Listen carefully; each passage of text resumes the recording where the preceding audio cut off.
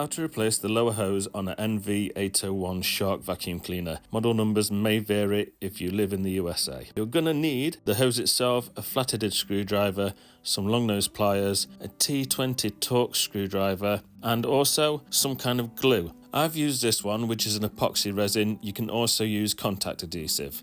Firstly, we need to lift away the main body and then lift away the wand by pressing the relevant buttons. So you've just got the floor tool now. Press these two tabs in.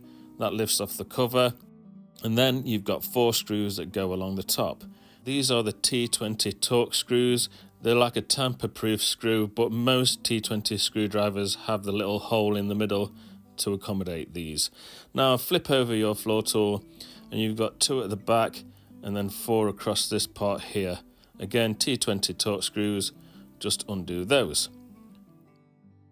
Now, once you've done all the screws, just flip it back over, pull up the back, and then this just lifts off easy if you've got all the screws. Don't tilt it like that, it doesn't come off like that, just lift it straight up. And then obviously once you're inside, you can see the hose which is damaged, circuit board, and then you have the motor there to drive the belt. Now go and grab your flat-headed screwdriver, and we're putting it into this hole and pressing down. There's basically a rubber cuff on the end of the hose, and we just need to get it out of this connector here. Don't worry, you can't really damage anything doing this. And that just comes out like so. Also, there's another rubber cuff inside the stem here on the other end of the hose. So to get that out, we're basically just going to pull the hose. It won't screw out because it's glued in, and it doesn't matter that we're absolutely wrecking it because it was wrecked anyway. So yeah, just keep pulling it, and please make sure you're wearing eye protection for this bit. There's obviously dust flying everywhere, and the metal can fly everywhere too. Now that's removed, we just need to take the hose off these 2 cuffs. We do this with the long nose pliers, and again we're just pulling the metal coil from the cuff, and then also you're going to end up probably with a bit of plastic left over too from the old hose that we just need to pull off. Basically making the cuff as clean as we can, so when we glue in the new hose, it makes a really strong connection. Clean that with a little rag, and that's good to be glued. Now I'm using JB Weld, which is an epoxy resin. Now I use this for more or less every repair that I do, but you can use any type of contact adhesive that you may be able to get your hands on. Okay, so this cuff is the one that goes in the stem. It's got this pattern on it, and it goes in that way. So we need to screw in the hose after we've put a little bit of glue inside, and it screws in anti-clockwise. Okay, so go against your natural instinct to go righty-tighty. Make sure you're going anti-clockwise, and it is a little bit fiddly, but you will find that the hose eventually catches and you have a good connection. So once that's secure, we now need to do exactly the same with the other end, putting the glue on the inside and then going anti-clockwise to secure the end cuff. Okay, this again is really fiddly. Don't think that this part is really easy.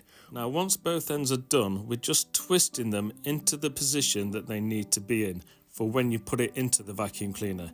So the shapes on the cuffs, these shapes need to be parallel to each other. If you turn it over, that part locks in underneath inside the stem on that bit on top, and then this ridge slides into the ridge inside the stem. But please make sure your glue is fully set before you do the next part, otherwise it won't work. Right, this is the difficult bit. We need to line up the cuff and pushing the hose up into the stem, and it will take you ages.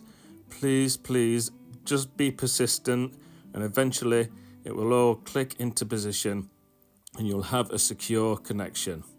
Now for the easy bit is the last cuff, which goes into that little bit there.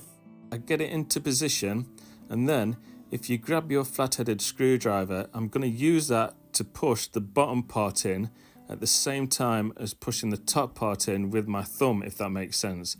It basically means it's not going in at an angle, and then it'll all fit flush. Really simple. Now make sure everything is in position, no wires are trapped or anything like that. And we're going to replace the top cover once this hinge is all tidy. It basically just fits on like so. Just press it down and then hold it into position whilst you turn it over, and then basically I'd normally put this middle screw in first, and then that's just going to hold it while you put the other ones in too. Now once you've secured all the screws on the bottom side, we need to just simply turn it over, and you've got these 4 screws that go along this part if you remember. Once they're done up, you get your cover that goes on top. That fits front first and then pushes down at the back and locks into position, and hey presto, your repair is complete.